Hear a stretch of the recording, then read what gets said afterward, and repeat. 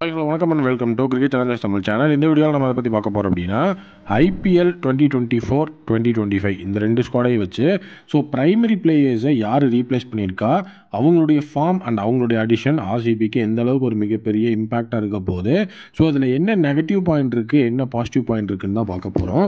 First பார்த்தீங்க அப்படின்னா இதில் நம்ம யாரெல்லாம் வச்சுருக்கோன்னு நான் உங்களுக்கு சொல்கிறேன்.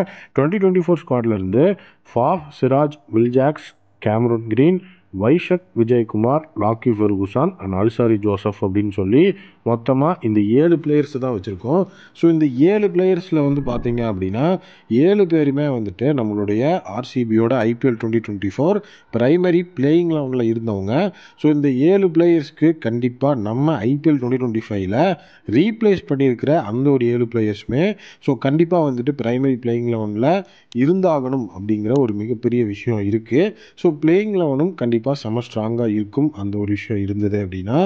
இப்போது ஃபாஃப் டு பிளஸஸோட இடத்துல யார் வந்திருக்கா அப்படின்னா ஃபில் சால்ட் வந்திருக்கிறாரு. ஃபில் சால்ட்டை பொறுத்த வரைக்கும் நல்ல ஒரு அதிரடியான wicket keeping top order batsman. Consistency அப்படிங்கிற ஒரு விஷயத்தை மெயின்டைன் பண்ணார் அப்படின்னா கண்டிப்பாக ஃபில் சால்ட் ஒரு டேஞ்சரஸ் மேன் தான், அதில் எந்த விதமான டவுட்டும் கிடையாது. எஃபிஷியண்ட்டாக பார்த்தீங்க அப்படின்னா நீட்டாக அதிரடியாக ஆடக்கூடிய ஒரு மிகப்பெரிய திறமை இருக்கிற பிளேயர். ஃபாஃப் கூட கம்பேர் பண்ணும்போது எக்ஸ்பீரியன்ஸ் அப்படிங்கிறதுல டவுனில் இருந்தாலும் அந்த ஆரம்பமே அதிரடியாக ஆரம்பிக்கிற ஃபாஃபோட ஸ்டைல் அவுட் இருக்குது. கன்சிஸ்டன்சி ஒரு விஷயமா இருந்து அதை பார்க்கணும். நெக்ஸ்ட்டு சிராஜோட இடத்துல இந்த தடவை RCBக்குள்ளே வந்திருக்கிறது Bhuvneshwar Kumar. The man needs no comparison. உண்மையிலேயே பார்த்தீங்கன்னா சிராஜ் புவின்னு எடுத்தால் எல்லாருக்குமே ஆன்சர் தெரியும். புவியோட எக்ஸ்பீரியன்ஸ் எந்த லெவலில் இருக்குது, புவியோட ரீசன்ட் ஃபார்மும் டொமஸ்டிக்கில் செம சூப்பராக போயிட்டுருக்கு. தலைவன் 5 விக்கெட்டுகள் ஹேட்ரிக்லாம் எடுத்து சாயித் முஸ்டாக் அலி டிராஃபியில் மாஸ் காட்டினாரு. அதனால் இந்த இடத்துலையும் கண்டிப்பாக புவி வின் பண்ணுறாரு. 2025 ஸ்குவாட் மெம்பர் தான் வின் பண்ணுறாரு. Next Will Jacks. வில் ஜாக்ஸோட இடத்துல ஜாக்கப் பெத்தால் இருக்கார். ஜாக்கப் பெத்தாலை பொறுத்த வரைக்கும் இப்போ டோட்டலி டிசம்பர் 2 வரைக்கும் அவர் ஹைலைட்டில் இருந்தார். பட் ஆனால் இப்போ BBLல லிட்ரலி ஒரு ஃபெயில்டு பேட்ஸ்மேனாக தான் இருக்கார். இன்னுமே ஒரு சிறந்த பேட்ஸ்மேனாக பெரிய ஃபயர்ஃபுல்லான இம்பாக்ட்ஃபுல் பெர்ஃபார்மன்ஸ் அவர்கிட்ட வரல. இந்த BBL ஃபார்ம் அப்படிங்கிறது தான் ஜாக்கப் பெத்தாலோட பிரைமரி பிளேயிங் லெவன் வாய்ப்புகளை இன்க்ரீஸ் பண்ணி அவர் எந்த மாதிரியான ஒரு ரோல் ப்ளே பண்ண போகிறாரு அப்படிங்கிறதெல்லாம் சொல்ல போகுது. அப்படி இல்லை அப்படின்னா அது ரொம்ப கஷ்டமாயிடும்.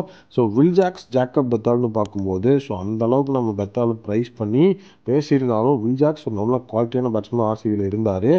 ஃபார்மை வச்சு தான் சொல்ல முடியும். நெக்ஸ்ட்டு பார்த்தீங்கன்னா கேமரூன் கிரீன். கேமரூன் கிரீனோட இடத்துல ரொமோரியா ஷெஃபர்டு தான் இருக்கார். கேமரூன் கிரீன், ரொமோரியா ஷெஃபர்ட் ரெண்டு பற்றி பார்க்கும்போது கேமரூன் கிரீன் தான் ஹைலி ரேட் ஆகுறாரு. காரணம் அவரோட எக்ஸ்பீரியன்ஸ். அது மட்டும் இல்லாமல் கன்சிஸ்டன்ட் பர்ஃபார்மன்ஸ். ரொமோரியா ஷெஃபர்டை பொறுத்த வரைக்கும் டோட்டலி கன்சிஸ்டன்சியில் அந்த இடத்துல ஃபெயில் ஆகுறாங்க. அது மட்டும் இல்லாமல் ரொமோரியா ஷெஃபர்ட் ஜஸ்ட் ஒரு பேக்கப் பிளேயராக தான் எல்லா இடத்துலையும் இருந்திருக்கிறாரு. பட் கேமரூன் கிரீன் பிரைமரி பிளேயராக இருந்திருக்கிறார். அது ஒரு விஷயம் இருக்குது. Next வைஷக் Vijayakumar and Rashik சலாம்தார். ரெண்டு பேர்ட்ட கம்பேர் பண்ணும்போது ராஷிக் சலாம்தாரோட பர்ஃபார்மன்ஸும் ஃபார்ம் இப்போ செம்மையாக இருக்குது. டெத் பவுலிங்கில் நல்ல ஓவர் போடுறாரு. இம்பாக்ட் பிளேயராக நீங்கள் கொடுத்தீங்கன்னா ரொம்பவே அருமையாக உங்களுடைய அந்த டெத் பவுலிங்கை பார்த்துக்குவார். அதுவுமே இன்னொரு value added edition. Next overseas pace bowlers Lockie Ferguson and Alzarri Joseph. Lockie ஃபெர்குசனோட இடத்துல ஜாஸ் ஹேசல்வுட். இங்கே என்ன விஷயம்னா ஜாஸ் ஹேசல்வுட்க்கு இப்போ இன்ஜூரி.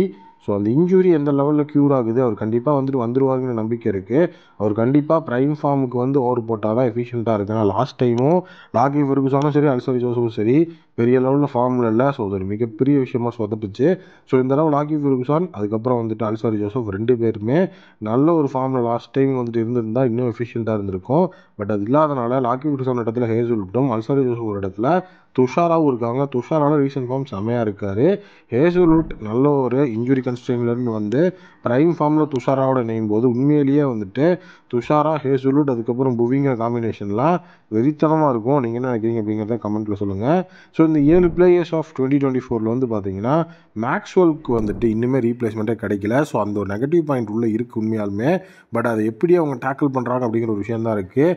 ஹைலி ரேட் பண்ணும்போது 2025 ஸ்குவாட் அண்ட் பிளேயர்ஸ் ரீப்ளேஸ்மெண்ட் எல்லாமே பார்க்கும்போது உண்மையாக RCB எஃபிஷியண்ட்டாக இருந்தாலும் எப்படி அவங்களோட பிளேயிங் லெவன் அமைய போகுது அப்படிங்கிறது தான் பெரிய விஷயம்.